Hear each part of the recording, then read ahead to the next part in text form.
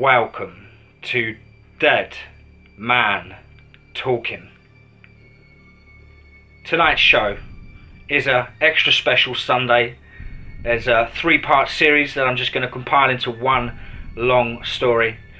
I think you guys are going to enjoy this one. I read through it a couple of weeks ago and I've been saving it to the right moment. And I think tonight's the night. I hope you guys enjoy it. Please do let me know down below. Of course, please do like and share. Without further ado, let's get into tonight's story, entitled House Sitting for My Grandparents. The Coyotes Are Acting Weird. Let's get straight into that. Okay, this post got really long, but I wanted to include everything. Hey everyone, I've been a long time reader of this sub, and one of my favourite parts of it is the community. I love how eager everyone is to help and offer ideas. I'm sure you could probably guess I need some help. Well, more just opinions, I guess. A brief overview. My grandparents live on an acreage. I'm not sure exactly how big it is, but it is pretty sizable.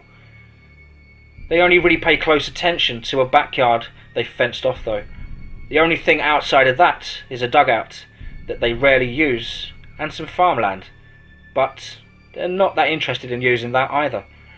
It's very nice. There's a fire pit and a gazebo, even some fruit trees and a garden. The fence is surrounded by a ring of trees to offer a bit of a sense of privacy and a nice naturey scenery. Since they live deep in agriculture land, it's mostly farm fields around, and having those trees just makes it seem a little bit less exposed. I'm here now, house sitting, and have been for the past week.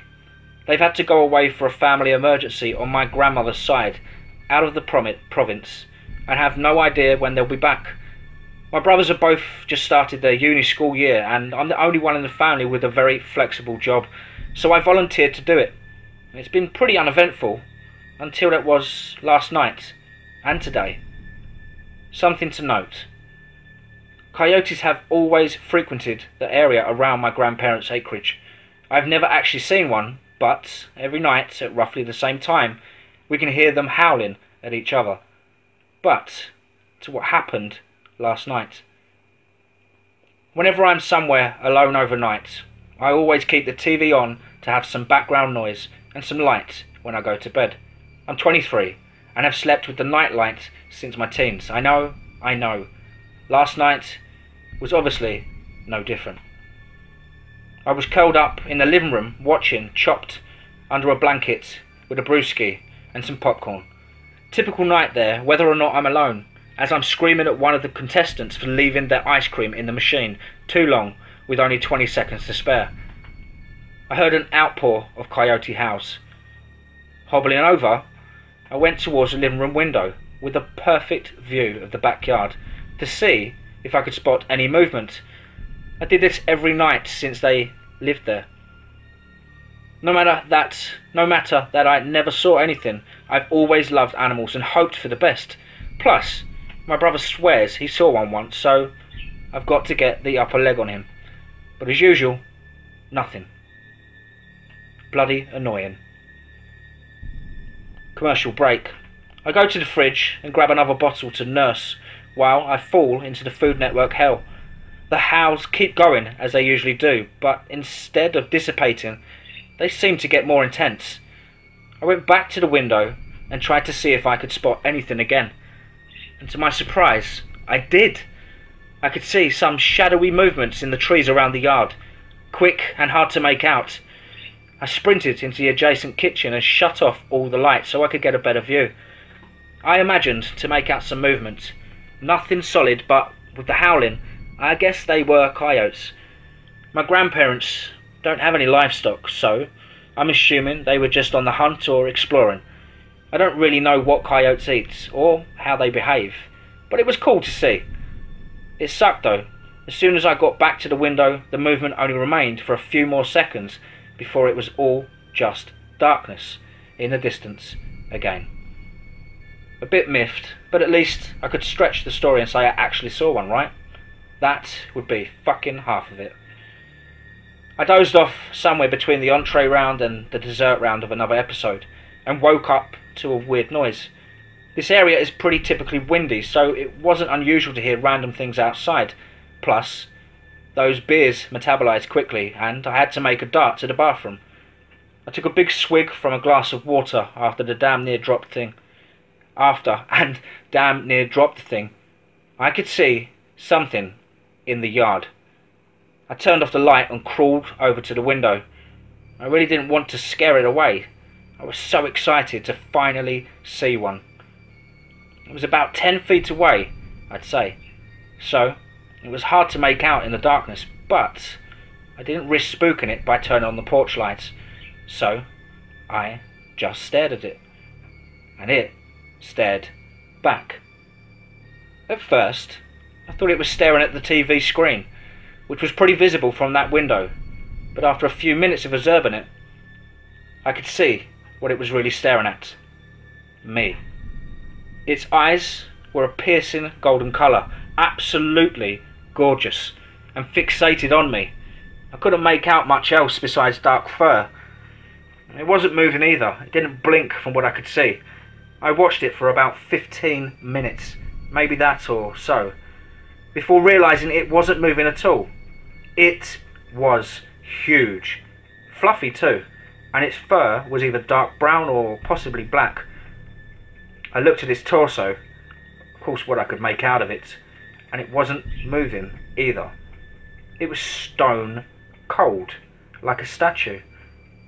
Now I know this is far-fetched, but I was drowsy and a bit buzzed at the time, but I thought the poor thing had died. I felt a bit sad for it, figuring a stroke or heart attack maybe. I don't know. It just seemed a bit sad to look at. Now of course today I realised that if it had actually died, it wouldn't have been standing up. But let's not focus on my nativity. I resolved to call the animal control and see what they could do in the morning to get the poor thing's body disposed of properly, and conked out on the couch. The sun woke me up this morning. I forgot to close the curtains to the window in the living room, so it shone directly on my face and got me right up. I had kind of forgotten about the coyotes then. I just turned off the TV and went to get some coffee and waffle. About halfway through eating, I remembered and rushed to my phone. My dad's a forester and really big hunting enthusiast and would have loved to see a coyote up close, even if it was deceased. So I went to go and snap a pic. I looked at the window first, and then, to my surprise, there was nothing there. It had left. I felt a moment of disappointment that it was gone, but I'm happy it wasn't dead at least.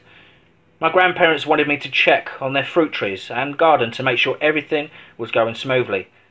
They had also asked me to spray this glorious concoction of chemicals all over them to keep the deer away.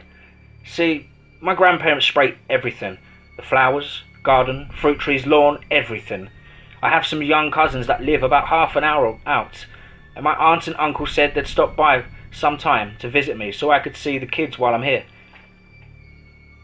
In a small act of defiance to their rigorous and, in my opinion, dangerous spraying ritual, I opted not to spray anything until the day before they'd come home, so the kids could play on the lawn without me wanting to tear my hair out. Seriously, multiple canisters for each section of the backyard. It's excessive, with the toddlers dangerous.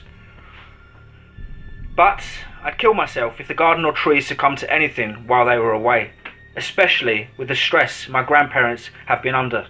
So I had to make the rounds.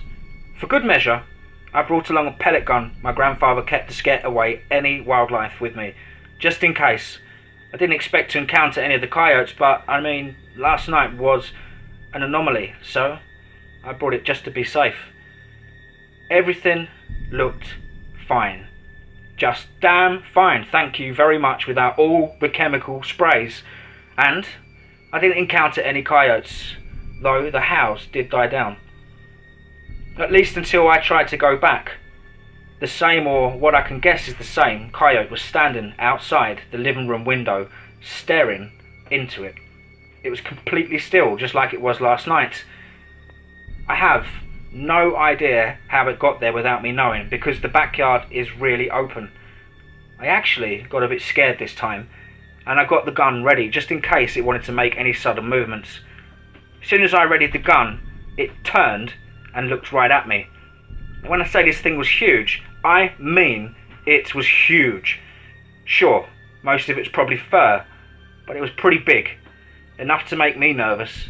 I thought about shooting at it, maybe scaring it off or something, or making a mad dash to the back door. But I'm not that stupid. I caught myself before probably royally fucking up and went along the way around the house to the front door, backing up as I walked to keep my eye on it. It didn't move, just followed me with its gaze. When I got to the front door, I set the gun down on the kitchen counter and went to the window. And yep, it was still there. It was staring at me again as I walked in. Its eyes never left me. It was weird, man. I took a picture and sent it to my dad to see if he could identify it, because the pictures of coyotes I looked up looked nothing like this beast. This thing was huge and all black. But I don't know, man, the way it just stared at me. I closed the curtains for a little bit and fixed myself some lunch, which I just ate. I just checked and it's gone. But the howling started back up again, and it's closer and there's more of it than last night. Maybe it's just me being here alone or something, but it's freaking me out. My dad has no clue what it is. Said there's nothing like that up in our area. We live in northern Canada. He told me just to stay inside and not to leave any doors open. Gladly. I never in my life seen a wolf behave like that. It was so strange. It was like it was just staring right into me, like my soul. I know that's wishy-washy, but damn, it's creeping me out. And I noticed it again. It wasn't breathing. I know its fur was long, but I have 2 fluffy cats at home and their chests still move when they breathe. Anyway, I'll be around. No chance I'm leaving the house again today. If anyone has any ideas on what the hell that thing was, I'm all ears. I don't really want to jump to the paranormal shit for my own sanity, but really? Maybe I'm just being paranoid. Who knows? Update. It's 4 PM and the howling is farther away now. I think it's fading. Maybe they're moving on. I don't see anything, but I'll keep an eye out of the window. Update 2. Howling started up again, and I can see some movement in the trees. In the morning, I'm going to call my grandparents and ask about the sprays.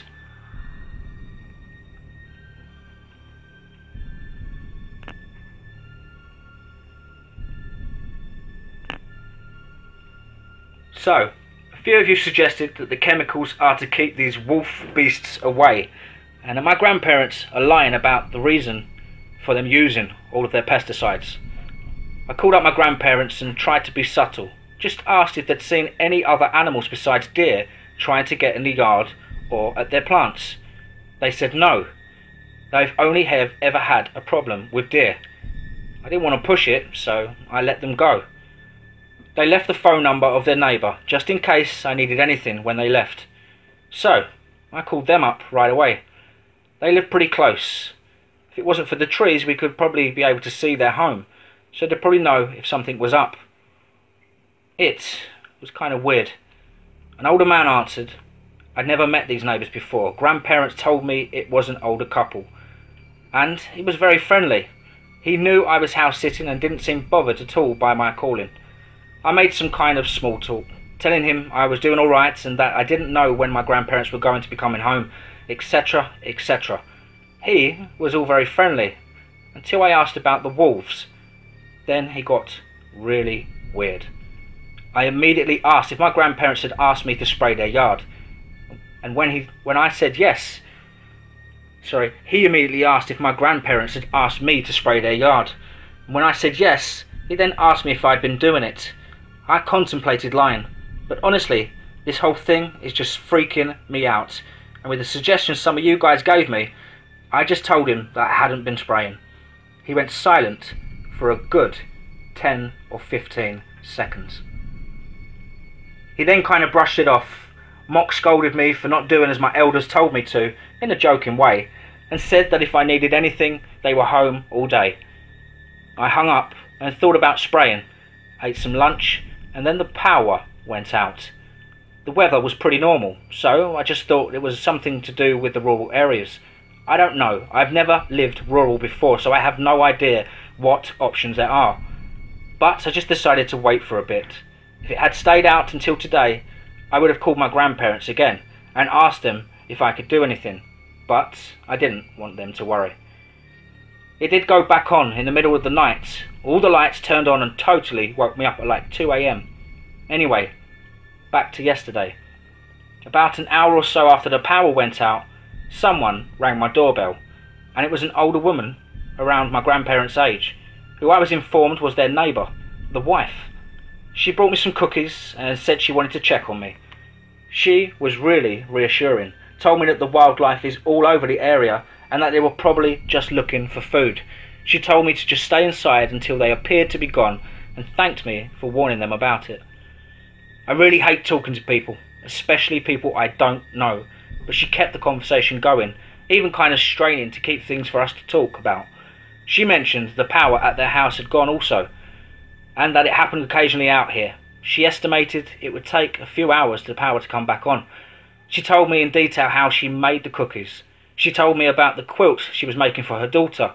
She started talking about gossip in town that I had no idea about because I don't live here, etc. I eventually got rid of her by telling her that I had drawn a bath and didn't want the water to get cold, which she seemed to accept and left. I went back to the kitchen to put the cookies in the fridge. I, celiac, and can't eat gluten, but I did not have the heart to tell her. And honestly, I'm 90% sure I saw a person in the yard. I ran to the living room window, but it seemed like as soon as I got there, whoever or whatever had been there had also run away. I caught a glimpse, but nothing else. It was definitely not a wolf, but I couldn't see much of it, and it had gotten out of my sight before I could fully get the scope of the yard. The power came back on last night and has been on since, but I'm trying this up really fast to post just in case it goes out again. Things I have learned. Sprays are most likely for the wolves like some of you suggested. With the neighbour's reaction, I have no doubt. I think they know more than they're letting on. I don't know if they want to intentionally deceive me or if they're just not wanting to worry me anymore. The wolves have seemed to leave me alone today. I didn't see any yesterday either, but I could hear the howling. It was weird, this howl this time. It kind of an echoey sound to it. I don't know what this means. The kids shouldn't probably be coming here. I called my uncle and told him that I'm sick and I don't want to give the kids whatever I have. Someone's at the door. I'll update tonight if I can, if there's any changes. Sorry for any typos or anything, just don't want to risk another power outage. Updates. Laugh out loud, yeah, okay. So, letting off at someone at the door was probably not the best idea. I'm alive. It was just a neighbour lady again. She invited me to her house for some tea in case the wolf thing was unnerving me. I said no. She seemed pretty sad, almost as if I declined. I feel a bit sad. I know that kids don't live in the area, so I can't help but feel a bit guilty not going. But I'm afraid as hell to leave the house for obvious reasons. Also, I went outside on the porch to see if I could spot any movement. I saw some of my grandparents' chemical spray things outside on the lawn. I didn't touch them, and the garage they kept in is locked. I'm a bit spooked to leave the confines of my own safe little porch, but tomorrow I will venture out if it stays clear. How's it gathering up again though, so who knows? It's hard to explain what they sound like.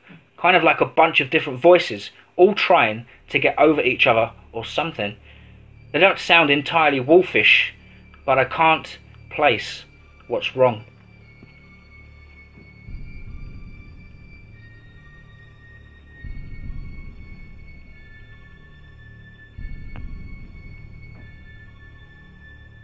I posted this hours ago and I didn't realise I'd messed up the title, so it got removed. Apologies. I posted a quick update yesterday, but also it got removed. Apologies. Alright, so I'm getting pretty freaked out. Someone suggested that the husband sprayed while the wife was away, and I think that's true. I went out this morning and sniffed around the grass and trees. They were definitely freshly sprayed, and while I did hear howling last night, I didn't see any activity or anything, and I think that they might be gone. I'm not sure though. Packing the pellet gun every time I go outside just in case. Not that it's going to do much. I picked up the containers on the lawn too and went to go put them back in my garage, but my grandparents' supplies were already there, untouched. That means these containers weren't theirs and someone else left them on the lawn. I called them, felt super bad doing so, but I've got to get this sorted. I asked about the chemicals just out of curiosity. They were kind of confused but answered, and bingo. My grandpa said something that makes a lot of damn sense now. Our neighbours used the same ones and suggested them not long after we started construction. They said they work really well and we tend to agree. I have no idea if my grandparents know exactly why they spray, or if they just think they're spraying for the deer, but holy shit, those old bastards, they know more than they're letting on, and I'm pretty pissed they're keeping it secret. If anything happened to my grandparents, my blood boils just thinking about it. I know this is probably a bit paranoid, but I'm going over to confront them and return their missing chemical containers. If anything happens to me, well, there won't be an update. I seriously doubt they'll hurt me, but with all this shit going on lately, I have no idea what to think about anything. But I'm glad I posted here. I wouldn't have figured this out without you guys. I'll be back soon. Hang tight, and thank you again. And that brings me to yesterday and what happened. I confronted them. I went over to the containers, and as soon as the wife opened the door, I could see it on her face. She called her husband, Hank for referencing, and invited me in. He seemed to be very uncomfortable about the whole situation, admitted that he did in fact spray the yard without my knowledge. They told me that my grandparents started to build their house. They went over a few times and talked them into using the same chemicals they do. They supply them for free as a neighbourly thing, saying that they mix it themselves, which they do apparently. And my grandparents don't know anything about those weird wolf things, which, to be honest, I find it a bit irresponsible and angering on dear old Hank's part, but I digress. He asked if I wanted to really see what's going on, and assured me it would be safe. His wife didn't seem too pleased with that idea, but I was so fed up I didn't care. My grandparents are vulnerable, and they know why, and I needed to know.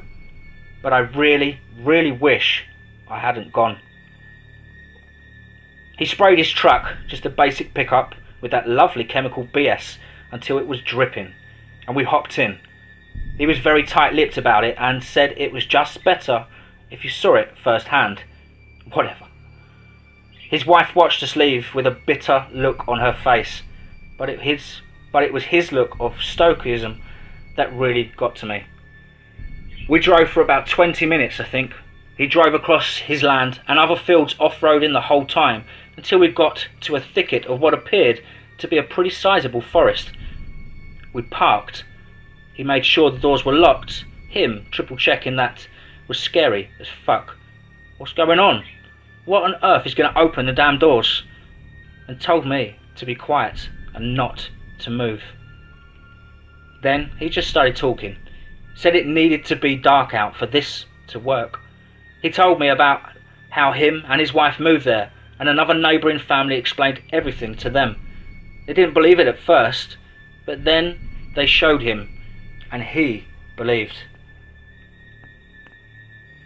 He said the spray is mostly the smell, so with the intense smell and difficulty getting into the houses, what the fuck?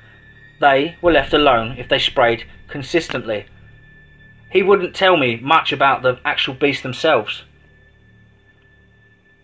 Just said vague shit that really started to scare me.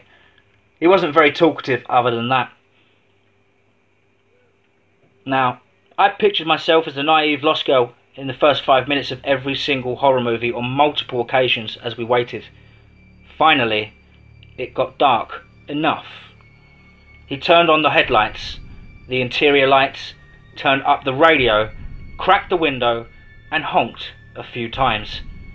"Now we wait," he said, with a weird sort of farmer's drawl, staring at the woods. I did too, and soon enough we saw them. First it was one that stepped out of the cover of the trees and stopped in front of us, just staring, like the one I saw at the house. It stayed there for about 10 minutes before retreating back into the trees. The same unmoving stare. Then came what I assume is the pack. There were about 10 of them. I tried to count, but I kept losing track. It was like they were always in different places when I looked. They slowly approached us, and I could hear the howling start up. It sounded weirdly distant, and none of the wolves approaching appeared to be making any of the noises, but it kept getting intense. Next thing I knew, he was turning up the radio to match the rising level of those howls, which grew to a weird pitch, kind of like a distortion or an echo. Hard to describe. Again, none of the beasts next to us appeared to be making those noises. As soon as the cracked window went up and sealed us safe in the pickup, they all surrounded us suddenly, like immediately.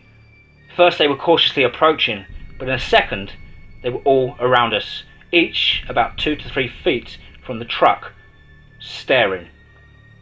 It was unsettling to say the least, but that wasn't the worst bit. The worst bit was what came out of the woods after that. I don't even know how to properly describe whatever started walking out towards us. It was humanoid, kind of. I can't even for sure say that. It avoided the headlights, keeping to the shadows, but it was approaching us as it stepped forwards with a weird flowy motions, like its legs were smoke or water or something, even though I'm sure they were solid. The howling got louder and more high-pitched. Cue another upturn of the radio, and my head was pounding. I could make out skin, hard to tell the colour, but it was darker. It seemed vaguely male and nude, but I couldn't tell for sure. Some places it seemed like there was long hair growing from him, other places looked raw or simply bald, like a very sparse mane or something. His arms were weirdly long too. Hank put his hand on the steering wheel and turned the truck on. He didn't move us, but he looked about to it. If he had said anything to me at all, the radio coupled with the piercing howling drowned it out. And then it got close enough for me to see its face. I'm not a good writer, you guys have seen that, but if I could paint an accurate picture of this to you, I'd just tell you how insanely fucked up it was. I would. It won't leave me. There were teeth, sharp and long ones, small and stunted ones, sticking out of its mouth, like it couldn't close it properly. The eyes were so small and so fucking wide apart and dark or something, not bright like the wolves. There was no eyebrows, but what I think might be an attempt at a beard grew from the left side of its chin, which was in itself set far too back for him to ever be able to chew things properly, and gave him a massive overbite. He drawled too, thick strings down his front. Some just dripped down to his chest and others matted in his hair, presumable from the perpetual open-mouthedness he'd likely had. I could feel him, like he was coming straight for me. The howling got louder with every moment and movement, and started to distinctly sound like an actual person instead of an animal. It was unbearable. Then I screamed, and Hank drove. It was abrupt. We hit a couple of wolves immediately, and he tried to drive over them.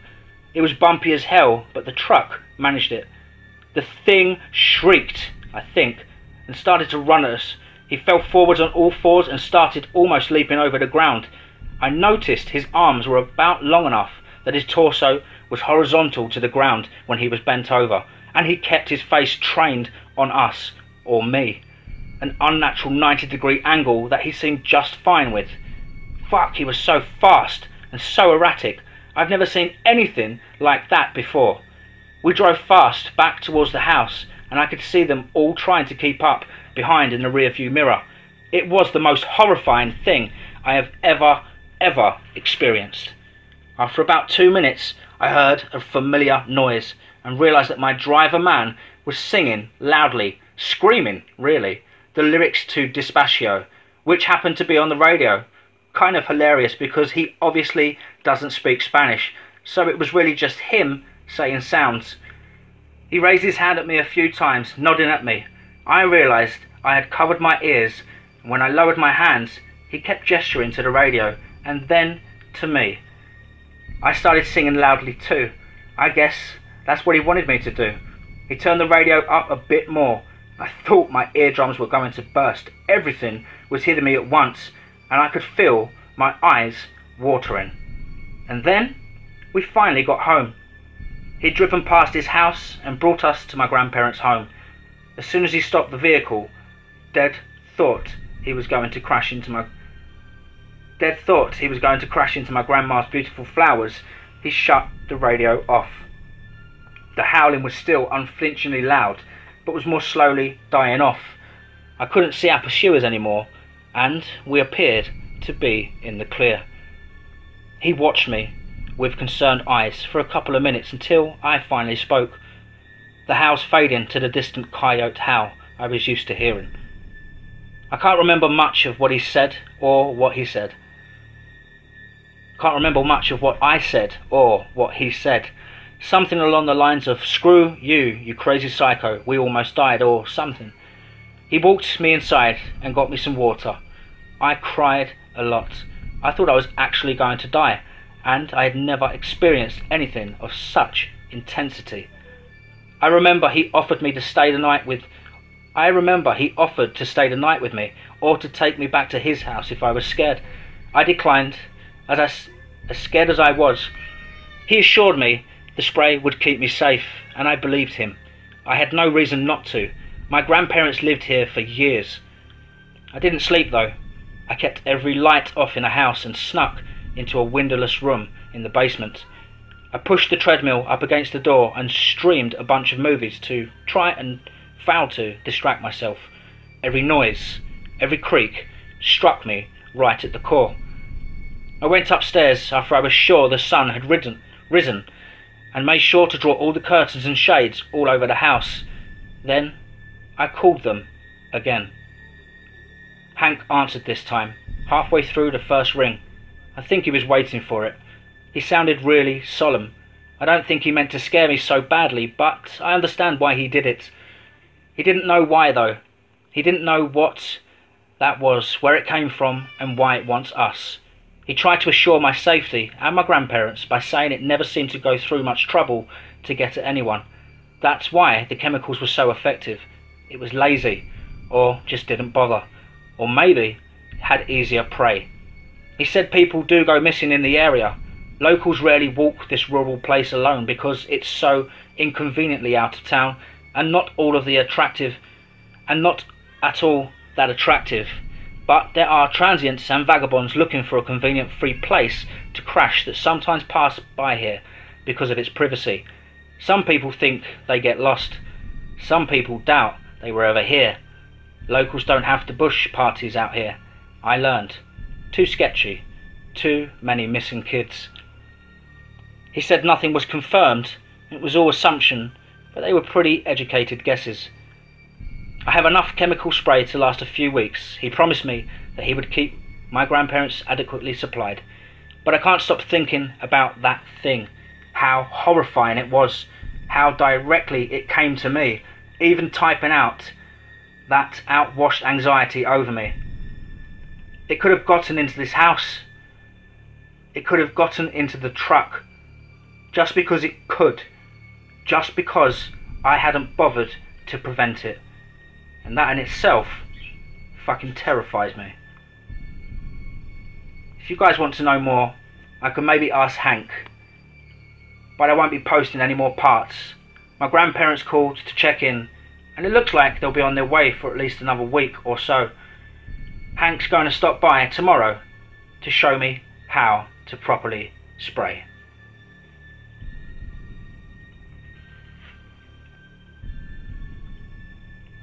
Wow.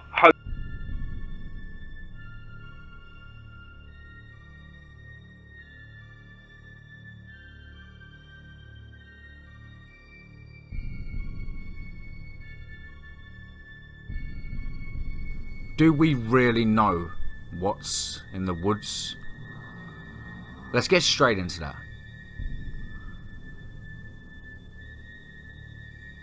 Like many people living in the more rural parts of Kentucky, hunting and fishing has always been part of my life.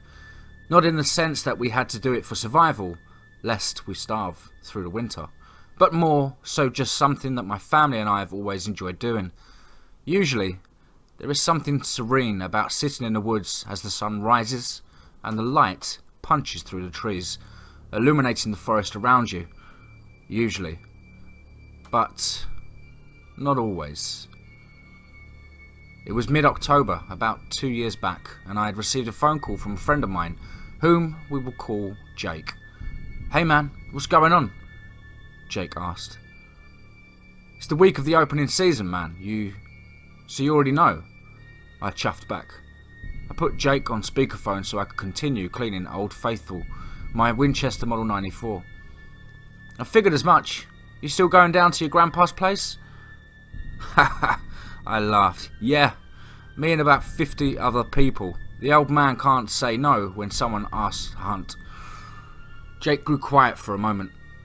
"Well, as you know, I owe you still for getting me out of those tickets, so I have a little surprise for you." That got my attention. "Tickets, amongst other things," I corrected, not realising I had stopped oiling the rifle. "Well, Dad's estate lawyer called me up the other day and informed me that after Dad passed away, when they were going through everything, they discovered that Dad owned a pretty large parcel of land. So apparently, I am now the owner of about 200 acres of pure, useless forest." "Holy shit, man. That's awesome. Where at?" I was like a kid on Christmas morning. It wasn't my land, but maybe he was going to let me go check it out. Jake's voice intimated he didn't think it was an awesome at all. "Around Rough River. I haven't been out there yet, but it's in the middle of buck-fuck Egypt, man." "And?" I went on, waiting for him to get to his point. "And I'm selling it," he began, and I sighed in disappointment. There was no way I could afford that much land. It was like him to get me all excited just to shit on my hopes. "But I won't be selling it until next year. The lawyer said that would be a huge tax advantage or something, you know, to keep it, but neither sell it or lease it out. So, yeah, I am stuck with this giant piece of land that apparently no one has used in decades," he teased. "Don't be that guy," I said, only a trace of mirth in my voice. "If you call just to fuck with me..." "Chill, muchacho. You know I owe you for bailing my ass out numerous times." He did. "So, my gift to you is unfettered, unshared access to your own private hunting reserve until it gets sold next year." And that was how I found myself standing at the end of a gravel road in the middle of butt-fuck Egypt, Kentucky. Now, I didn't have a ton of time to scout the property, but I was able to locate some trails where the deer were moving, along with some scrapes and rubs left by some seemingly big bucks. I've never been a fan of climber stands, and I didn't have the time to bring out and assemble a stand on the property, so I made a makeshift ground blind, where a large tree had fallen over. You want to disrupt as little of the habitat as possible. For an animal that can't avoid moving cars, deer are keen at detecting changes in their habitat. So, early the next morning, I grabbed Old Faithful along with my .44 revolver and set off for the woods. It's always good to have a backup gun, just in case, and the .44 was my favourite. It's a heavy son of a bitch, but it'll drop just about anything in North America. I parked my truck on the side of the gravel road that led to the property and loaded up. Now, I don't care what any hunter says. There is something eerie about trudging through the woods by yourself at dark 30 in the morning. Especially when you don't really know the woods you are walking through, and you're by yourself. Call me a pussy all you like, but there's a reason I have a healthy fear of the dark. I'm still alive today, so take that for what it's worth. Anyways, I made it to the spots without much problem. As I had used a GPS marker when I was out there the day before, I tried to settle in the blind as quietly as I could, setting up a little folding chair and propping my bag open so that I could remove my rattle, call and anything else I might need without making too much noise. I swear, a deer could hear a gnat fart in the woods. After that was all done and I settled in, my mind shifted focus from preparation to perception as I waited for sunrise, which was about 30 minutes away. While a peaceful time, the pre-dawn darkness makes me nervous. It always has, especially when I am ground hunting. Now, most predators like coyotes won't bother you even if they know where you are, but the inner primate in me does prefer to be up in the tree when at all possible. So, it's maybe 15 minutes before the first inkling of twilight when I hear some rustling in the underbrush off to the side. I figured it was probably some squirrels or maybe a deer walking through the woods. The sound stopped and I would have sworn that I heard something inhaling the morning chilled air, like it was sniffing all over. It was a perfectly natural thing to expect an animal to do, but something about the deep breaths it took, they unnerved the hell out of me. Seconds passed. Whatever it was either hadn't moved or had moved so quietly that I didn't hear it. The latter seemed impossible, as it had rustled quite a bit of brush when it first came through. But then I heard a low, guttural noise coming from somewhere behind me. I can't say how far, but it was pretty close, and I nearly jumped out of the blind. It took everything, and I mean everything, to stay calm. Calm minds get you out of bad situations. Remember that. Instinctually, my right hand dropped to the heavy revolver, wrapping around the worn wooden grip. A rifle was not ideal when something was this close, especially when you couldn't see it. I was a crack shot with a revolver, even at 25 yards, and this thing was certainly within that distance. Only problem was, I couldn't even see it, but I was pretty sure it could see me, or at least it could sense me. Again, I'm just pre-speculating here, but sometimes you just know things. The growling cut off as quickly as it started, and again I heard something rustling around to my left. Whatever it was moving fast and around where I was sitting. I had my back to a large tree, and in that moment I gave some serious consideration to trying to shimmy up it, but I'm not what you should call an expert climber. Couple that with bulky overalls and I'm sure, yeah, you get the idea. As the wind switched direction, I picked up on a rancid putrefaction that made my stomach turn, and I'm not going to lie, every muscle in my body was so tight that I was close to shitting my britches, and the smell didn't help. It smelled like sun-baked roadkill. Without a warning, the thing took off through the underbrush, first away from my blind, then doubling back right by it. The smell was overpowering as the thing ran by, and in the briefest of moments I saw a general outline of the shape moving through the darkness. It was low to the ground, moving on all fours, although I had the distinct impression that that wasn't how it normally moved. I heard a click which startled me at first until I realised it was me. I had cocked the hammer on the revolver. I was shaking and the sweat on my forehead was cold and clammy. I was at least 10 minutes walk from my truck and I didn't know whether or not I should go for it. As I listened, I could hear the thing moving through the underbrush in the distance, heading away from me. After a few moments had passed, the air cleared and it felt like life returned to my little area of the woods. I heard squirrels chirping and moving through the leaves in the erratic way they do. As the sun began to rise and light illuminated the woods, I felt a sense of ease take over.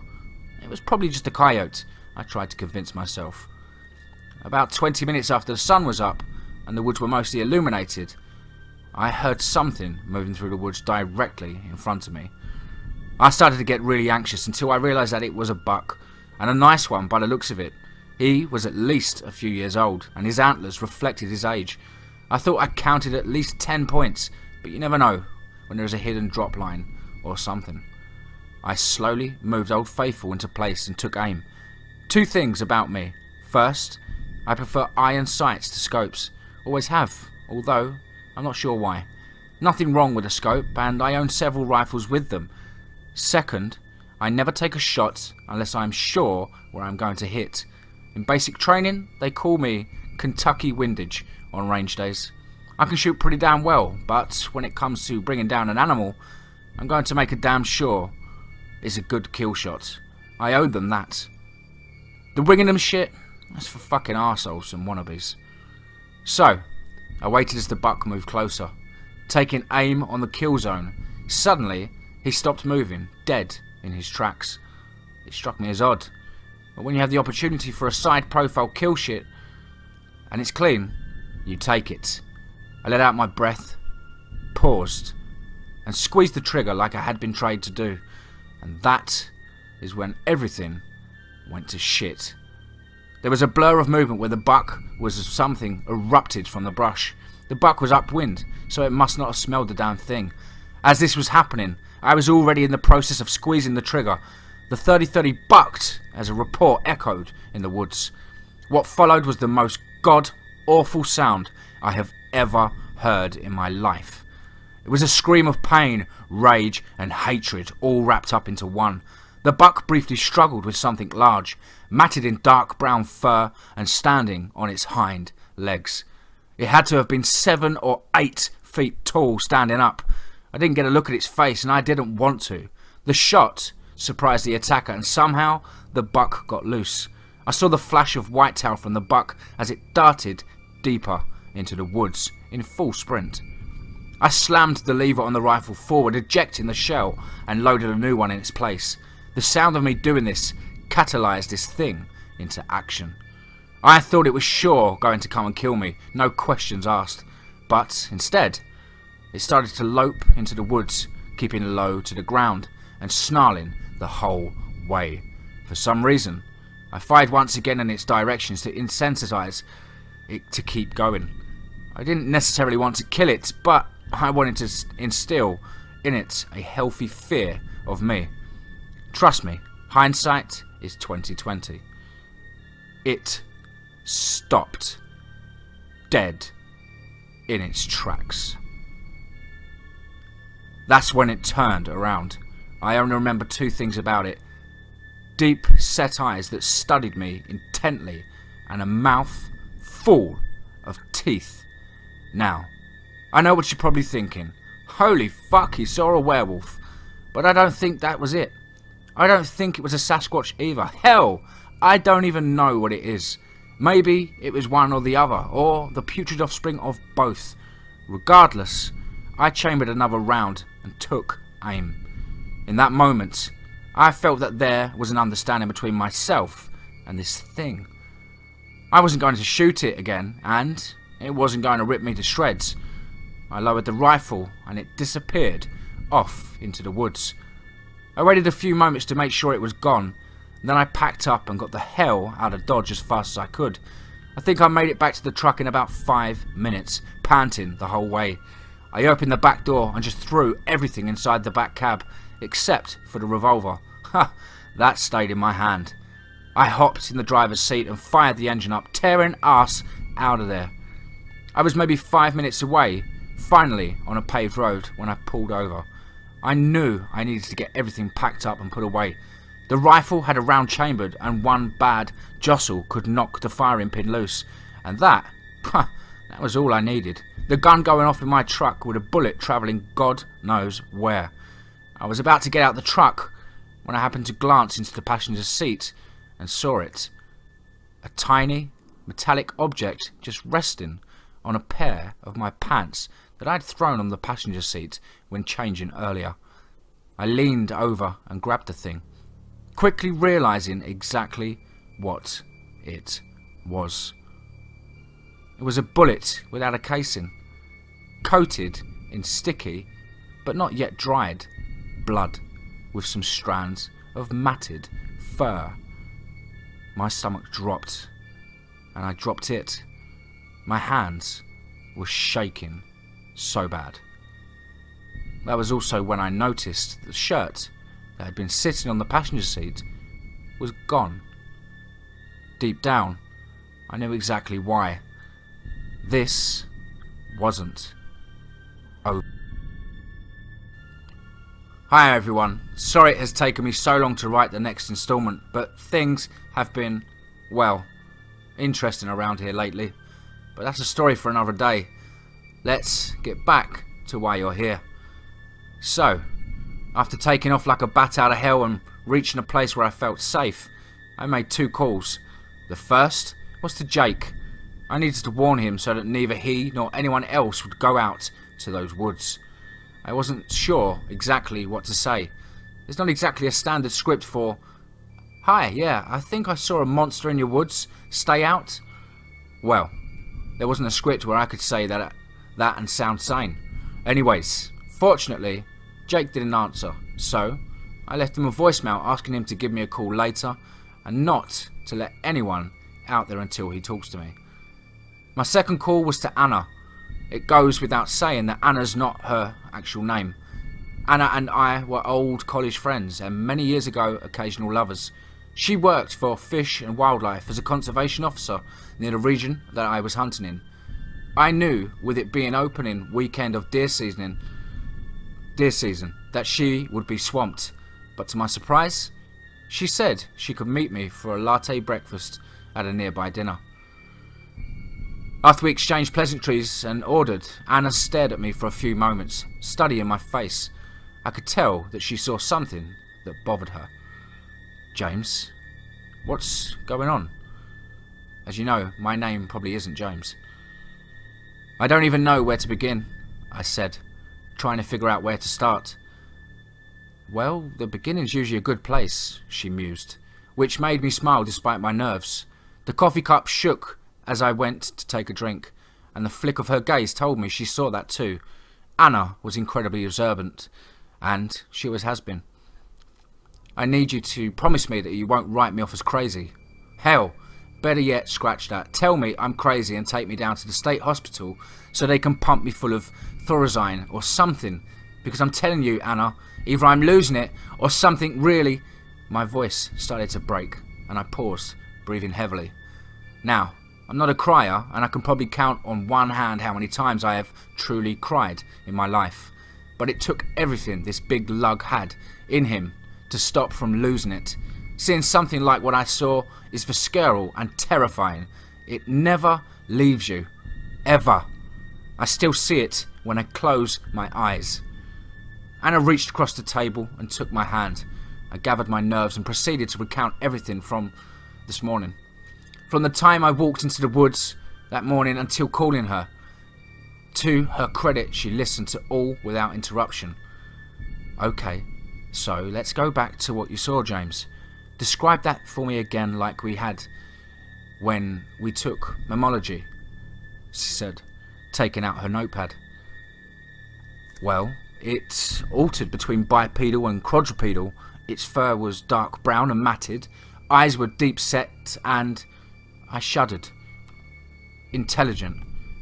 Oh, and the teeth, definitely carnivorous and set in an elongated snout." Anna nodded, put the paper down and looked at me. She had compassion in her eyes, so I didn't know if she believed me or not.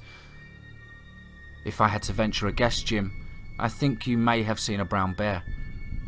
I started to say something, but she shushed me with a look. Now, I know they aren't even remotely indigenous to the area, but that doesn't stop people from owning them. Just last year we found 2 panthers that had escaped from their owner and were prowling the woods adjacent to a school, so it's entirely possible. Brown bears have been sighted in Kentucky before. "But it was so fast, and that smell," I said, and Anna nodded. "Bears are a lot quicker than people realise, and they aren't known for their great hygiene, Jim. He had probably been chewing on a carcass or something. I nodded, but that's when it struck me. Okay, but riddle me this, Sherlock. How could a bear pluck the bullet from its hide, open my truck door, place it in my passenger seat, take one of my undershirts, and leave? She seemed to consider this for a moment, before finally shrugging. Hell if I know. Do you still have the bullet? I do. Alright, how about this? Let me take the bullet and I'll send it over to the university under the radar to have one of my contacts there run some tests on it. They should be able to tell me exactly what you hit. She smiled. I nodded. I assume I should tell Jake to keep people out of the woods until then. Anna seemed to think about that for a second before saying, I would hold off on that. The last thing I need is for him to spread that rumour and end up with a bunch of grizzly hunters out in these woods during deer season. So let's just keep this between us for now, okay? I left feeling a little better, but the issue of the bullet still lingered in my mind. When I got home, I did what I think just about anyone who went through this would have done. I proceeded to batten down the proverbial hatches. I live somewhere between the suburbs and the country. It's faux rural, lots of trees separating the houses with little patches of dense woods here and there, but not true wilderness. Curb and a lot of appeal, as the realtors say. I went through and checked all my windows and doors and made sure that my guns were easily reachable. To say I was spooked was an understatement. I was fucking rattled to my core. I almost had a heart attack when my phone rang. The caller ID popped up as Jake. About time, dude. Where you been? Jake didn't respond. Instead, I only heard heavy breathing on the other end of the phone, like the kind of breathing someone does when they are deeply contemplating something. Dude, this shit isn't funny, not after the day I've had, I said, trailing off. The heavy breathing continued, and I heard what sounded like someone smacking their lips, the way an old person does after taking a drink of something. That was followed by a contemplative sigh, and then the phone line went dead. My hand was trembling as I tried to dial Jake's number again. He answered on the first ring. Hey man, what's going on? He asked, sounding nonplussed, his usual self. I was about to yell at him for pulling that stunt when something caught my attention. The last vestiges of twilight had faded, turning the night over to darkness. Something was standing in my backyard, outside of the range of the back porch light. A howl pierced the silence of the night, and the shadow moved, disappearing into the darkness. Jim, you called, man. What the hell? I heard Jake's voice coming out of the phone, but I wouldn't. I couldn't stop staring at the spot in my backyard where the shadow was.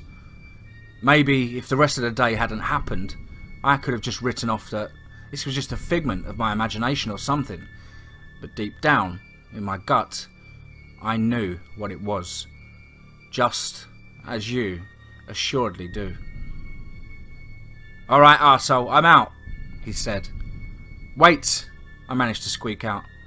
My voice hadn't cracked, but neither had it been a deeper baritone most people were used to. Dude, you alright? No, I said. Not even close, man.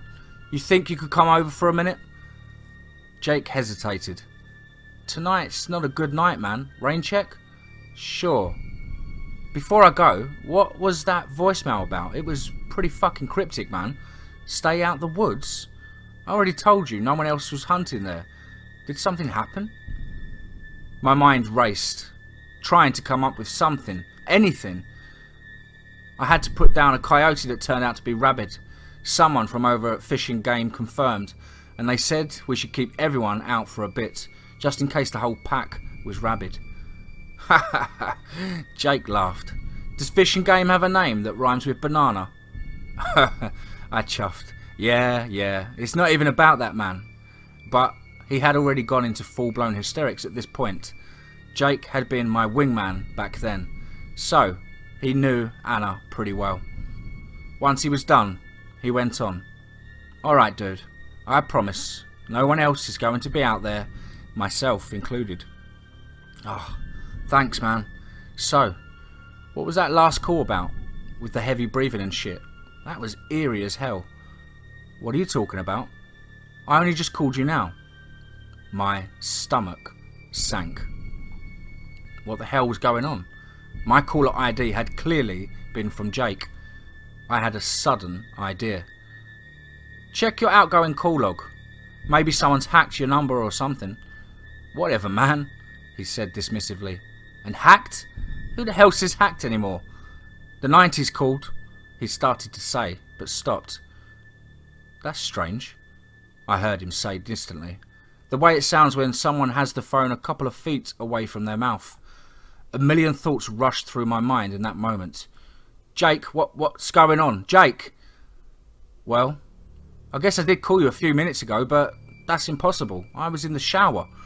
And Mandy, well, she isn't here right now, so no one could have called you from my phone. It's just me here. Man, I have to tell you something, I began, and I heard something muffled coming through the phone, followed by a thud. Jake! I yelled into the phone, but he didn't say anything back. I was in full-blown panic mode. I heard a new noise coming from the phone. The kind of scratching, muffling that happens when someone picks up a dropped phone. Jake, are you alright, man? Again, nothing. Then I heard the heavy breathing again, and I stopped breathing. After a few seconds more of the breathing, there was a quiet chuff of laughter, and the phone call disconnected. I tried calling back, to what point, I know, and it went straight to voicemail. Now, one of the benefits of being in law enforcement is that when I call the police and ask them to check into something, they don't just write it off like they might do with someone else. I'm not saying that happens, but let's face it, it happens. The on-duty dispatch told me they would have someone go over there right away to check on Jake. She spared me the usual, he's probably okay, BS. I was just about to jump in my truck and head over to Jake's house, but I paused at the front door. My truck was sitting in the driveway, about 20 feet away. The outdoor floodlight illuminated most of the driveway and my truck, but not all of it. To be honest, I had never noticed how much the darkness hovered at the edge of the light until that moment. And let me tell you, you never unnoticed that fact either. 20 feet instantly became 20 miles. I went into my bedroom and grabbed my .45. It's a bit smaller than 4.4 and fits nicely in a paddle holster on my hip, although it was in my hand at the moment. I checked the chamber, took a deep breath, and bolted for my truck. I reached it in a matter of seconds. Men of size can cover a lot of ground quickly when properly motivated. Jumping inside, I locked the doors and felt the adrenaline beginning to ebb away, but my hands, they couldn't stop shaking. I set the .45 down in the centre console and went to start the truck. That's when I heard a screeching noise coming from the back of my truck. You know, kind of like the nails on a chalkboard sound, but less high pitch and more body to it. I clicked the button that turns on the light over my truck bed and looked in the rearview mirror to see if anything was there. There was something brown draped over the tailgate of my truck, like a towel. I knew better than to get out and take a look, so I turned the light off and fired the engine up. It was time to get the hell out of Dodge. As the lights came on, I saw something dart out of the way of the lights and off to the side of the truck.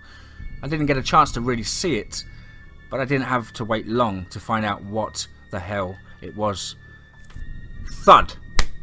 The truck actually tilted from the force of impact, and I heard the softer thud as the passenger side tyres settling back on the ground.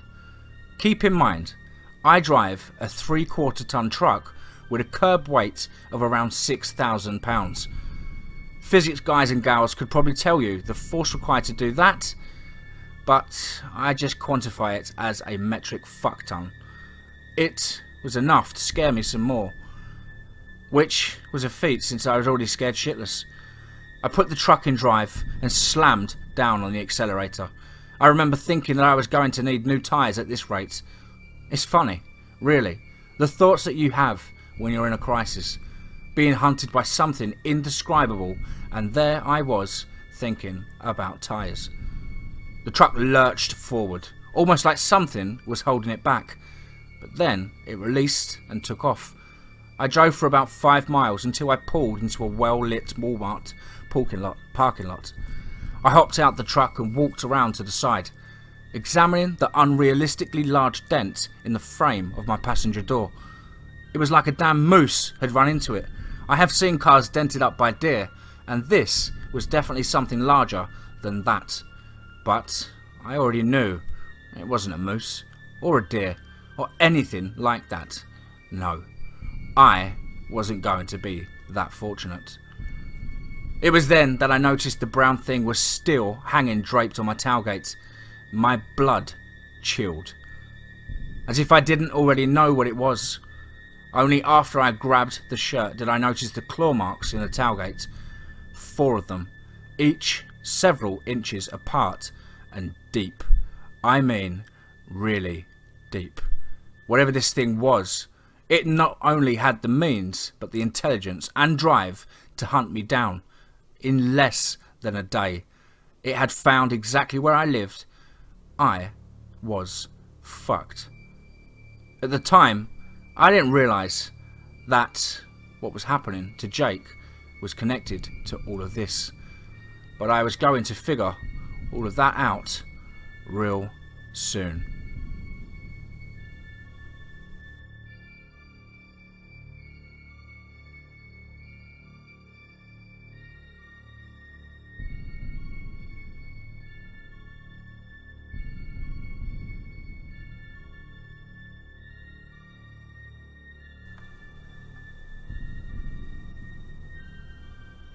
The drive over to Jake's place was one of only 5 minutes from Walmart, but it felt like 5 hours.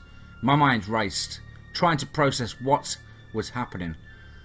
The thing I shot from this morning? No, thing wasn't right. Thing wasn't the right word. The monster, the beast. It had found where I lived, and it was out for blood. I cursed myself for shooting it in the first place, let alone taking that second shot. What was I thinking? Lemony Snicket had nothing on this series of unfortunate events that was my Saturday.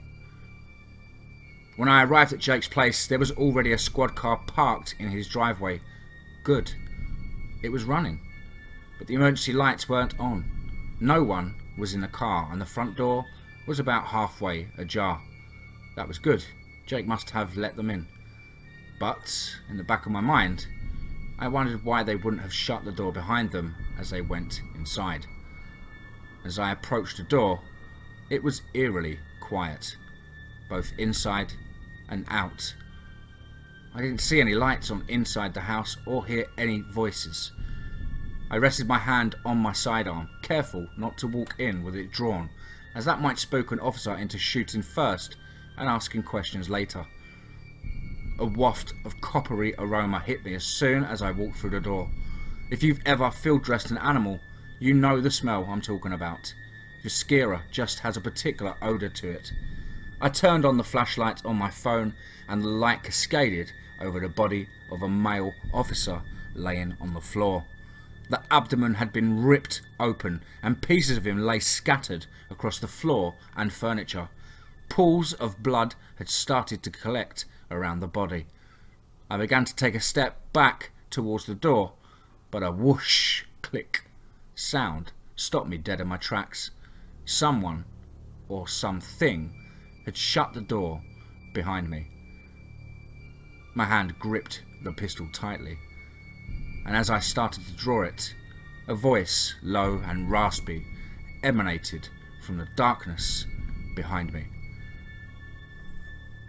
"If you try it, you will die," the man said in an even, matter-of-fact tone. Before I had time to even process that, a low, deep growl off to the right captured my attention. It was fucking impossible. There was no way this thing could have covered that much distance that fast. I had already accepted that this thing existed. whether my mind could comprehend it or not. The thing moved out from the shadows and into the light that poured through the window. Whether I was ready or not, I finally got a good look at the thing. Its fur was dark and matted. It stood on all fours, but you could tell by just looking at the thing that it had the capability to move upright if it wanted. Long, dexterous looking fingers extended from the wrist, each armed with a dangerous looking claw, sharp and thick. Saliva dripped from its mouth, which, yes, looked very much like some canids. If you've ever seen an American Werewolf in London or The Howling, then you'd probably have a good idea of what I'm describing. The thing was massive, and unless I could place a bullet directly in its brain pan, I was sure it would kill me. Hell, even then, I couldn't be sure the thing would die. I had no clue what kind of monster I was dealing with. Werewolf? Probably. Maybe. Who knows? Those were the creatures of legend and lore and the silver screen. No, the voice said, and I blinked, confused. What was he saying no to? As if he could read my mind, he went on. You haven't tried to kill him yet. His brother, however, well, he might have taken your attempt on his life a little personal. I could hear the mirth in the man's voice. There was more than one of them, and who the hell was this guy? A million questions raced through my mind. Well, he hadn't killed me yet, so there was something he wanted. There had to be something. What do you want? Where is Jake? What the hell is going on? In the silence that passed between exchanges, I could hear the beast's claws clicking on the wooden floor as it moved around. I only then noticed, really noticed, that it was less than 10 feet from me. One leap, one pounce, and I was gone. I was done. What do we want? He repeated dryly. We simply wanted to be left alone, the way things were since the beginning. You, both of you, violated our sanctity, he snarled. As if in response, the beast growled, and I felt my bladder start to release. I pinched it off and felt a sharp pain shoot through my groin. If I was going to die, I wasn't going to piss myself first, although I knew good and well what come afterwards.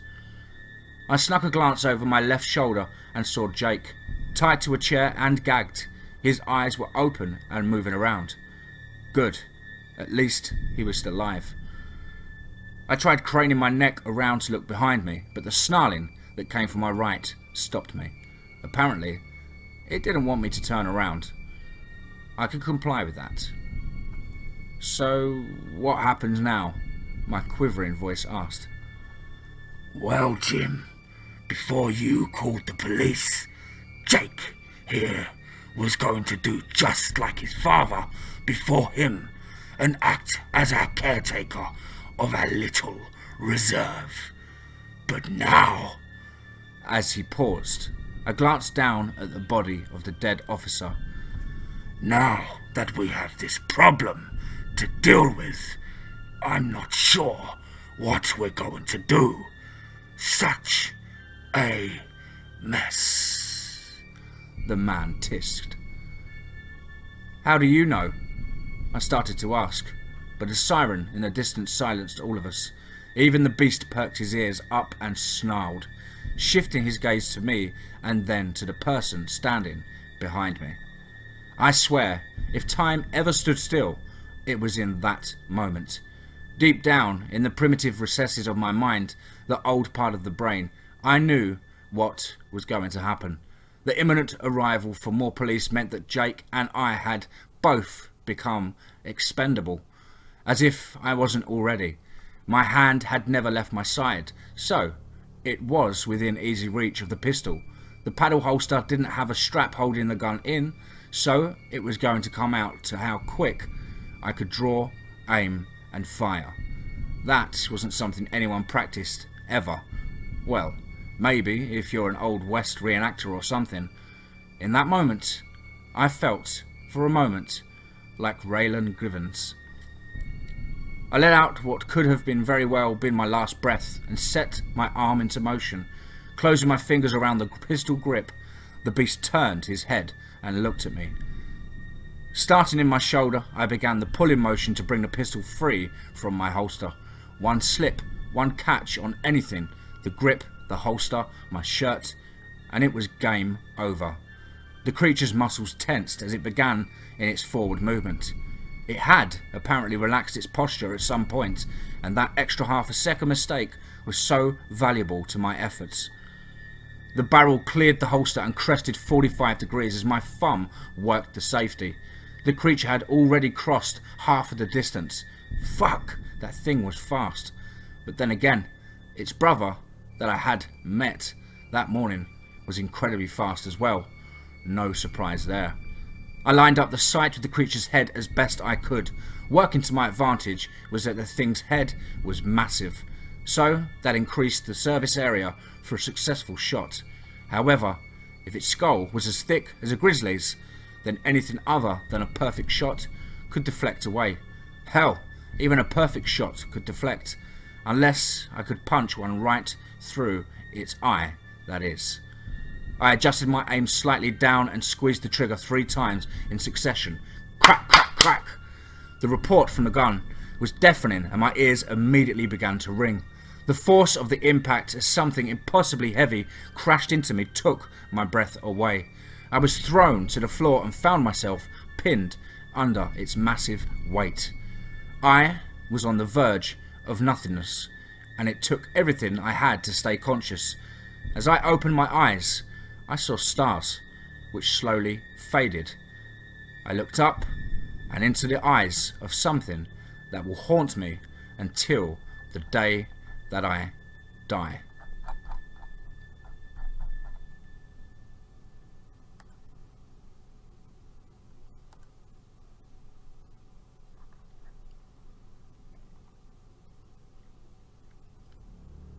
The thing's open maw lay inches from my face, and a mixture of blood and saliva dripped from its mouth into mine, which lay open in shock. I tried to spit it out, but the heavy flow kept it coming, pouring over my face. I gagged, vomiting to the side as I struggled to push the thing off me. I had hit it 3 times, once through the cheek, once near the eye, and once in the forehead. The bullet in its forehead was stuck, halfway embedded in the bone underneath.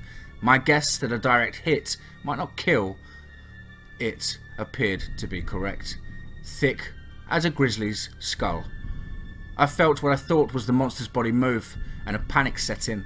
I pushed and shoved with all of my inconsiderable strength, but it was no use. The thing must have weighed 1/4 of a ton, and that much dead weight was almost impossible to move by yourself. When it moved again, I wondered just how dead that weight was. Instead, its body twisted and contorted in a post-death dance, changing into something altogether different. I could hear bones cracking and tendons popping as the beast's face shortened and the long tufts of hair retracted into the body. The weight atop of me lessened in a way that defies physics. 1 second, I was staring into the face of a nightmare, and the next, I was looking into an open crater in the face of what I presumed was a man. The bullet in its forehead dropped away, smacking my nose on its way down to the floor, where it clattered to a stop. This all must have happened in the span of mere seconds. "No!" the man yelled. I could hear sirens in the distance, which meant the police and first responders were close. Focusing what energy I had left, I shoved the now more manageable body off of me and looked towards the door, where the man was standing. In the streetlight that passed through the window, I could see his body quivering with what I presumed incorrectly was rage. I searched for my .45, but I couldn't see it anywhere. I dared to glance at Jake, who was frozen with fear, his eyes open and affixed upon the man standing by the door. The man who resembled a person less and less by the second. The man-thing locked eyes with me, and even in the darkness, I could see the colour of those eyes changing from dark to yellow and then to red. Fuck. I instinctively took a step back and tripped over something on the floor. The ground rushed up to greet my backside as I felt, as much as I heard, a crunch somewhere deep inside my back. The pain only lasted for a second as I realised that I had landed on one of Jake's dumbbells. He was always leaving them on the floor in his living room. I went to stand up, but my legs weren't responding, and I couldn't feel a thing below my waist. Terror coalesced with panic as I realised what must have happened. I reached around for anything I could use to defend myself. It took a second, but my fingers closed around the cold metal grip of a curl bar. I felt along the bar, which was tipped with a threaded metal for screwing on weight locks. It wasn't sharp, not particularly heavy, but anything was better than nothing. A snarl erupted less than 15 feet from where I sat, and I stared in horror as the dark shape charged towards me. It leapt into the air, and I brought up one end of the curl bar, bracing the other against the wooden floor. I held tight to the grip and, at the last second, thrusted my body flat against the floor. An ungodly force slammed into me and knocked me unconscious. I woke up a few days later in the hospital, hooked up to a number of machines. The doctor told me that he was fairly certain that the damage to my spine was indeed permanent and that he was doubtful I would ever walk again. I also had broken a leg, not that I could feel it, 3 broken ribs and a punctured lung, and I stopped listening at that point. I was going to be in the hospital for a while, followed by years of physical therapy and God knows what else. The detective investigating the incident told me that Jake had a concussion and had been released from the hospital already, and that he was going to be fine. He let it slip that Jake didn't remember a thing. On the side of caution, I told the detective that I indeed didn't remember anything either, and after what I had been through, he believed me. They had enough evidence at the scene to put together a story of 2 maniacs attacking Jake and myself, as well as killing and mutilating a cop. It didn't hurt that they found bits of the officer in the digestive system of John Doe 1. They never managed to identify our assailant or his accomplice. They also never managed to locate the curl bar at the scene. Anna actually stopped by in the hospital to visit, letting me know that the results had come back from the university. It was classified as an unidentifiable specimen. She said they told her that the hair likely belonged to some species of canid, but no one was exactly sure. They were asking her a ton of questions, like where she had found it, but she was deflecting them for now. I had suggested she just tell them the truth, but we both knew that wasn't going to happen, not with her career on the line. We agreed to forget it for now, and I secretly hoped it was all behind us. I was released from hospital a few weeks later and ordered to begin physical therapy. It must have been the second or third night being back in my house when it happened. I went to sleep in my bed just like any other night, and I woke up at dawn in a copse of trees near my home. If you've ever woken up drunk on someone's couch not knowing where you are, take that feeling and multiply it by 10. I was freezing all over, especially in my fingers and toes. At first, I thought it was phantom sensation. When you lose feeling in a part of your body, your mind sometimes tricks you into thinking you can feel it. But when I tried to wiggle my toes and move my legs, and they actually did, I'm not going to lie, I broke down. My muscles had atrophied, some from lack of use, but I managed to stagger my naked body back toward my house. On my way back, I noticed the shredded remnants of my leg cast in the yard. I had forgotten about my broken leg, but it was managing my weight without any pain whatsoever. 10 yards away from that, I saw the body of a small deer, gutted and partially eaten. It was only then that I actually noticed the dried blood that covered my chest and stomach. It wasn't that I hadn't seen it before. I just hadn't realised what it was. The epiphany of what must have happened slammed into me full force. Sure, I was healed, but at what cost? The hunter, once made the hunted, was now again the hunter. I knew what I had to do to protect my family and friends. I couldn't just wait around for those things to find me again. I had to find them and kill them, and I had to do it by myself. Until I figured this out, I couldn't trust myself around Jake, Anna, or anyone else I cared about. I spent the next 2 years hunting for the others, those like me, but with no success. Either they had moved onto another area, or they had gone into hiding. I would like to think the former, but deep down in my guts, I know they are still around. I'm not sure if they are afraid of me, or if they are just biding their time to kill me when I least expect it. The only problem is, now I always expect it, so I'm always prepared. I have tried to learn as much as I can about my condition, and I have learned a lot over the last 2 years. It's hard to put into words, but the easiest way I can explain it is that the conscious me and the other part of me have come to an understanding. Jake never did remember what happened that night, and at my insistence, he agreed to hold onto the property for a little longer. I told him I would make the tax payments on it in exchange for exclusive hunting rights. It took some convincing, and I did have to play the whole saving his life card, but he ultimately agreed. So, this week, I am heading back out there to go hunting. But we both know I am not going to hunt deer. I'll update you when I return, assuming that I do. Until then, stay vigilant, because we really don't know what is in the woods.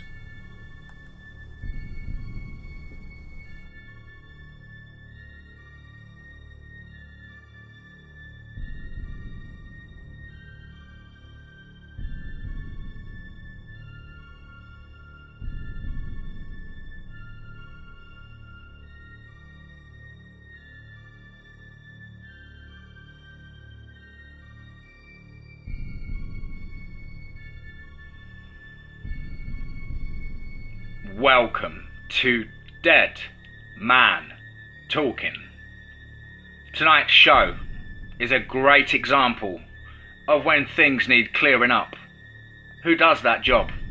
When things get messy, beyond the powers of the local police force and even the army itself.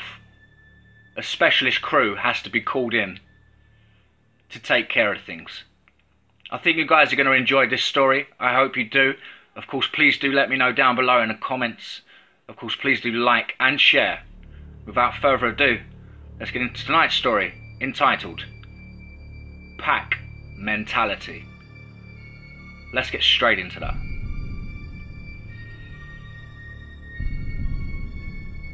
First of all, I would like you to appreciate how much red tape I had to go through to be able to recount this operation to you.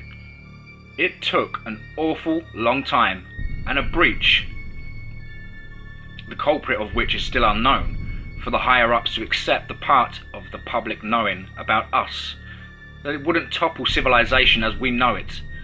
Plus, some good could come from people not trying to investigate these things and interrupt an op. Even then, I had to let them edit the content to make sure it didn't contain sensitive information. We are a specialist operations response team unit.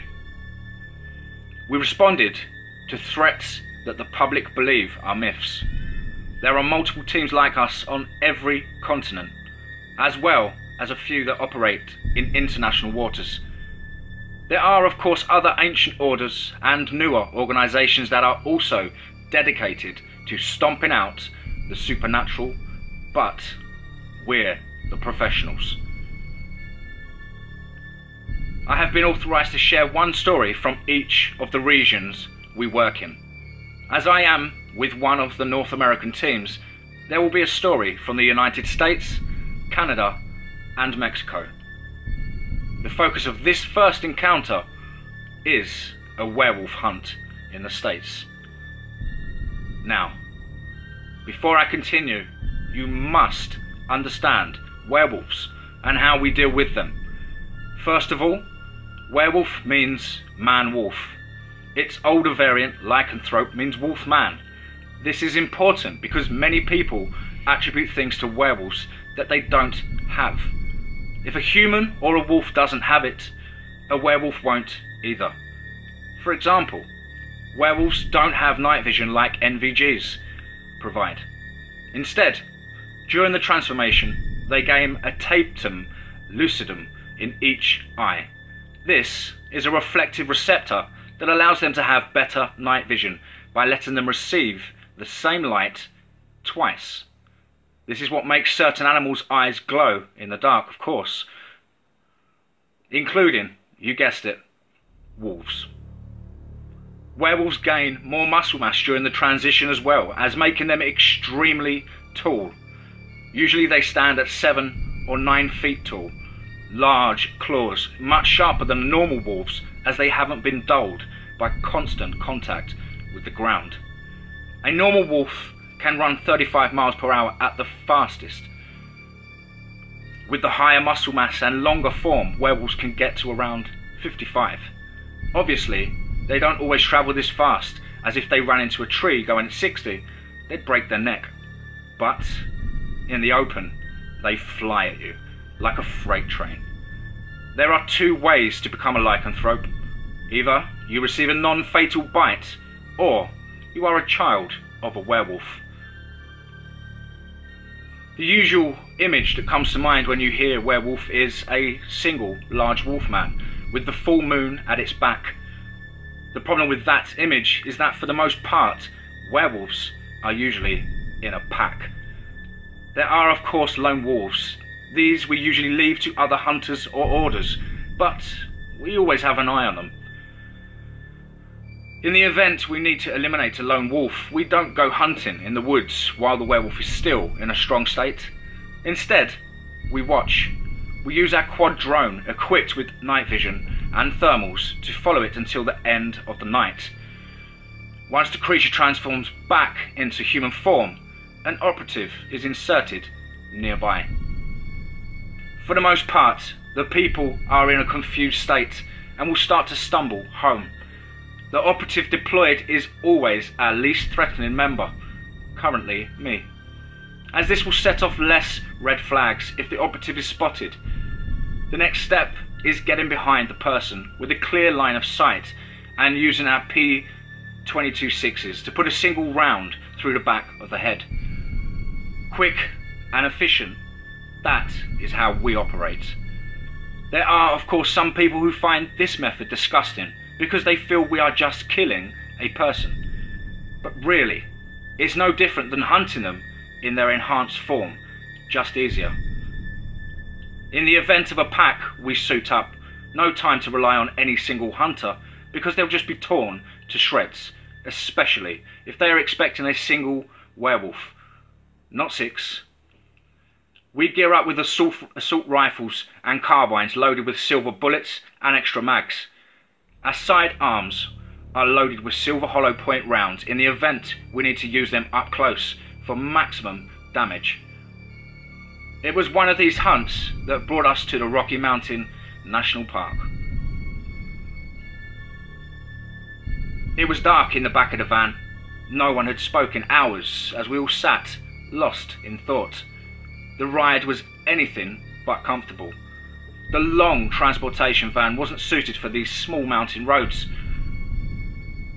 Tom?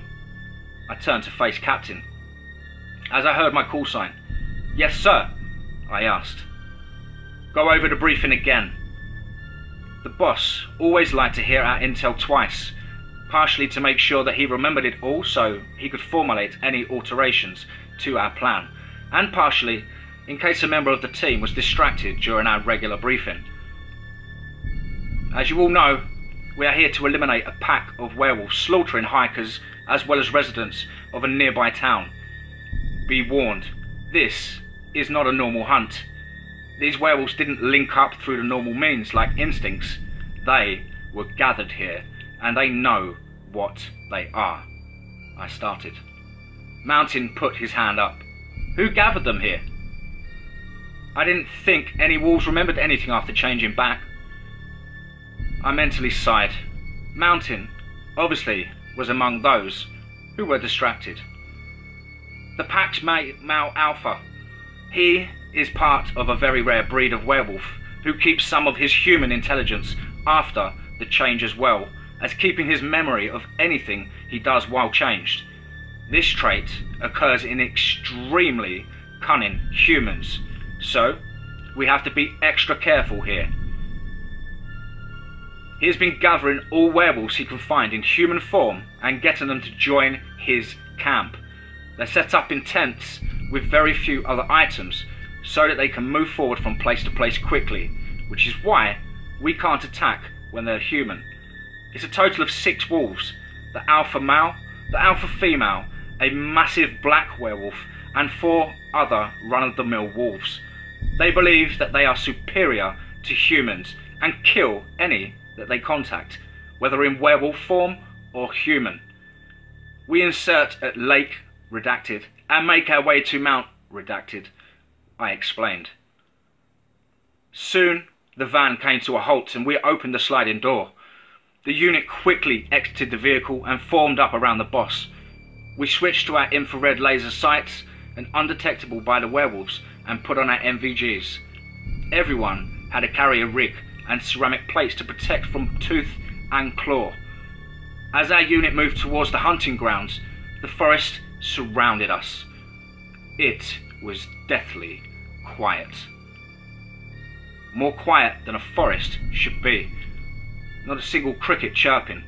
The air was crisp and held more tension than drawn bowstring. The forest almost looked like more threatening than the dark green hue of our NVGs. Laser sights danced from tree trunk to tree trunk as our unit walked in a wedge formation, a V of geese flying into a hunter's sight. Soon enough, we reached a large clearing. Peering between the trees, you could see a few other smaller clearings almost connected to this one. The boss motioned for everyone to stop. I clutched my HK-416 and readied for the worst. After an agonizing 5 minutes passed, we decided if anything was coming, it would have happened already. Seeing as werewolves aren't ambush predators, we were dead wrong.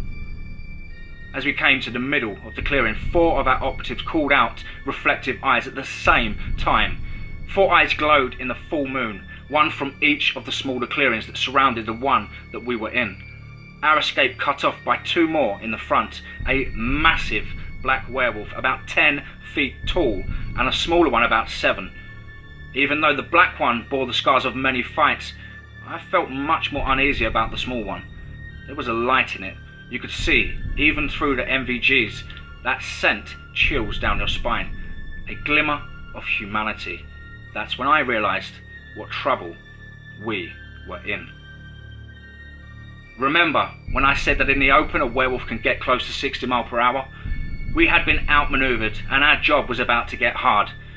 From my place in formation, I could see a shape barreling towards me like a car on a highway. I centered my laser sight on where I thought the beast's left shoulder was and fired 6 rounds. They tore through the creature's collarbone and into its heart.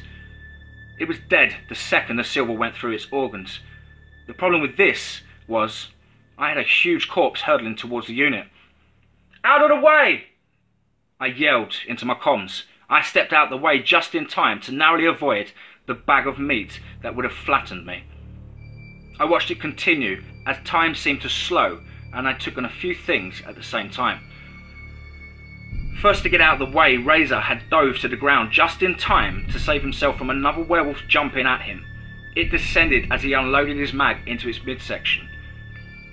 It was undoubtedly dead, but its momentum carried its final swipe into Razor's chest. The ceramic plate shattered like a vase, and the claws put 3 long gouges into Razor's upper body. "Doc! Doc!" someone yelled as soon as blood burst out of the wounds. Doc was on him in a moment, trying his best to bandage him up and get him stabilised. While this was going on, the boss had dispatched one of the other runners before he even got close and was moving to cover Razor. Meanwhile, Click had his DMR ready to take out one of the alphas when the last regular werewolf smashed into him and flung him into the air. The werewolf had uppercutted him with its claws and his head was almost completely separated. There was no time to mourn Click right now. Mountain turned and instantly put a quick burst from his G36C into the skull. The creature dropped where it stood. Now there only remained the alphas. The boss thought fast and had Doc and Prowler stay with Razor while the rest of us opened fire on the alphas. I don't think they expected their plan to fail so quickly because they were still standing still when the first shots hit. Full auto from 4 assault rifles with silver rounds quickly made their retreat as fast as possible into the woods. Honestly, the tracking was too easy. All we had to do was follow the blood splatters through the woods. Still, it took hours to finally get to them. Rays of light from sunrise had been peeking out through the tree cover. We took our NVGs and arrived at a small clearing. 5 tents around a campfire. It would have looked like a regular campsite had it not been for the human remains scattered about. In front of the largest tent kneeled the figures over a small bundle. The alphas didn't look nearly as threatening when they were 2 humans, under 6 feet tall and riddled with bullet holes. "I got it," I said. I unholstered my SIG, and as I approached the woman, an Asian woman with jet black hair reached out her hand and said "please" before I fired 1 round into her skull. The hollow point did its job and the back half of her head exploded like a watermelon. I turned to the man. "Do what you will with me, just spare my..." was all he got out before meeting the same fate as his mate. With this done, all that was left was the hard choice. What to do with this baby? As mentioned in the background, one way to become a werewolf is to be born into it. Being the son of 2 alphas meant that this pup would certainly be a fearsome creature that would take many, many lives. So, was it more moral to kill a baby or for wait for it to commit its atrocities before putting it down? And if it was more moral to kill a baby, did I have the stomach for it? I decided that I had the stomach to leave a baby in the wilderness, but not put a bullet in it.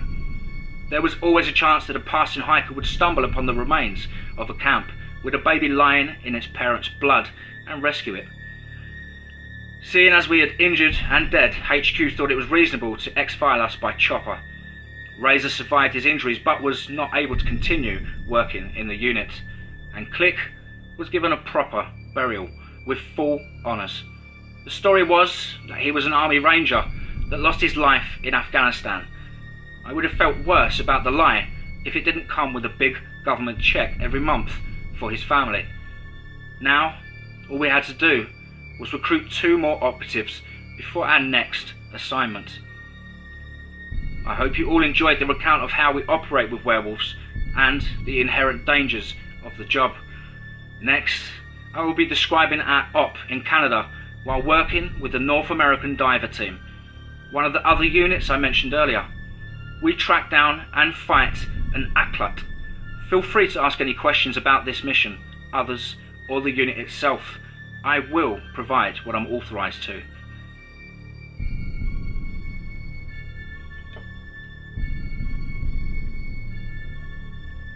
Wow, hope you guys enjoyed that story. Absolutely thrilling read.